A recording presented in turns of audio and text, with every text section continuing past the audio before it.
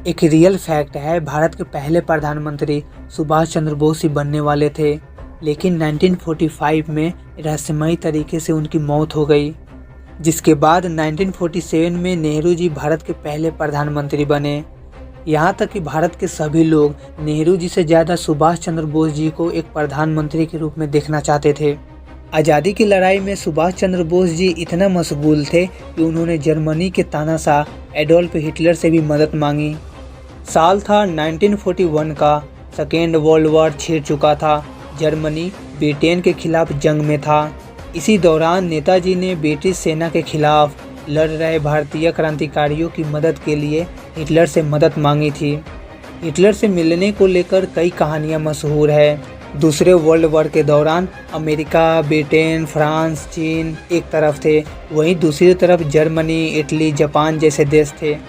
सुभाष चंद्र बोस ने उस वक्त एक रूल फॉलो किए थे, जो था मेरे दुश्मन का दुश्मन मेरा दोस्त।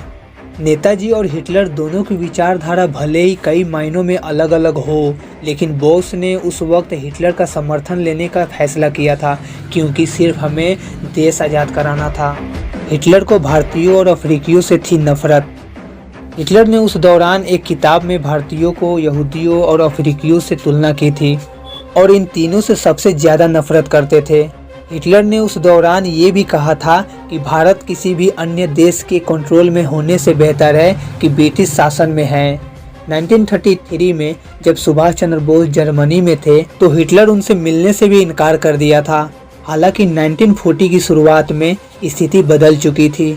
जर्मनी वर्ल्ड वॉर जीतने की संभावनाओं को बढ़ाने के लिए ब्रिटिशर्स को हराना चाहते थे। हिटलर जानता था कि यदि वार के दौरान भारतीय ब्रिटिश का समर्थन करते हैं तो उससे ब्रिटिश सेना को मजबूती मिल जाएगी और इससे जर्मनी के जीतने की संभावना कम हो जाएगी। इसीलिए हिटलर 1940 की शुरुआत में बोस से मिलने की इच्छा जताई थी। हिटलर ने चली थी चाल, बोस ने एक झटके में पहचाना। उस दौर में सारा देश हिटलर के आतंक से डरता था। अंततः 1942 में बोस हिटलर से पहली बार उनके आवास पर मिलने पहुंचे। इस दौरान एक बहुत ही मनोरंजक घटना घटी। हिटलर ने नेताजी को एक कमरे में बैठाया था। उस वक्त हिटलर अपने कुछ अंगरक्षक रखे हुए थे, जो कि ठीक हिटलर की तरह ही दिखता था और उनको पहचानना बहुत ही कठिन था। थोड़ी देर बाद एक व्यक्ति हिटलर की तरह वेशभूषा में उनके सामने आया और हाथ बढ़ाते हुए कहा, मैं हिटलर हूँ। बॉस ने भी हाथ बढ़ाया और कहा, मैं सुभाष, भारत से। मगर आप हिटलर नहीं हैं, कृपया करके आप उनको बुला दीजिए। इसके बाद वह व्यक्ति चला गया। फिर थोड़ी देर बाद एक दूसरा व्यक्ति आया।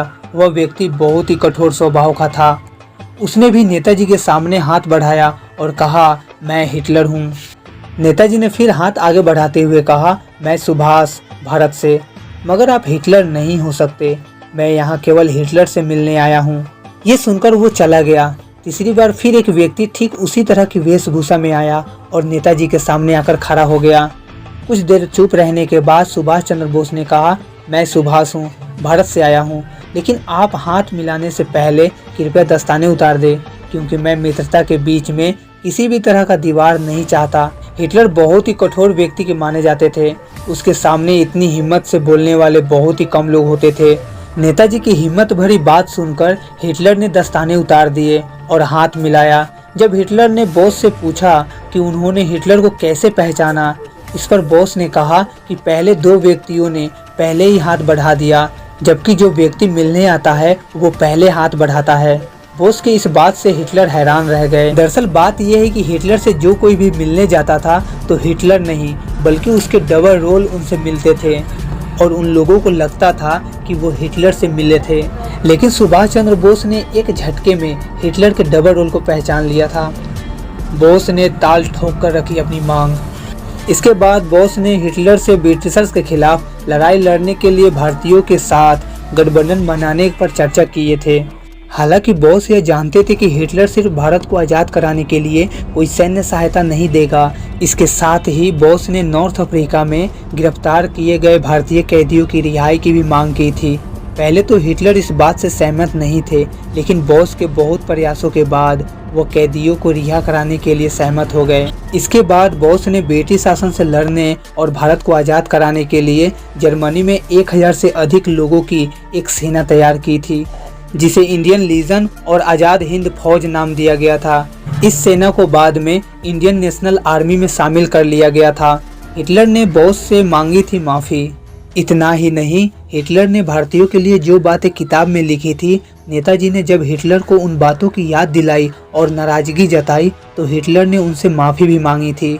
इसके साथ ही हिटलर ने नेताजी से विवादित बातें हटाने का भी वादा किया था। उसके बाद नेताजी अपना आज़ाद हिंद फौज के साथ पहले जापान और उसके बाद सिंगापुर पहुंचे। सिंगापुर में उन्होंने आज़ाद हिंद फौज की कमान अपने हाथों में ले ली। इसके बाद वह फौज के साथ बर्मा पहुंचे। बर्मा में ही बॉस ने तुम मुझे खून दो मैं तुम्हें आज़ादी दूंगा वाला नारा दिया था। ऐसा कहा जाता है कि 18 अगस्त 1945 को जापान जाते वक्त ताइवान के पास नेताजी की एक दुर्घटना में निधन हो गया था। हालांकि उनका शव आज तक किसी को भी नहीं मिल पाया है। इतना ही नहीं, नेताजी की मौत पर आज भी विवाद बना हुआ है। तो ये थी दोस्तों हिटलर और सुभाष चंद्र बोस के जीवन की एक छोटी सी घटना जो हमने आपको बताया। ये वीडियो आपको कैसी लगी कमेंट में ज़रूर बताना, और नेक्स्ट वीडियो कौन से टॉपिक पे देखना पसंद करोगे ये भी कमेंट में ज़रूर बताना। Thanks for watching. जय हिंद, वंदे मातरम।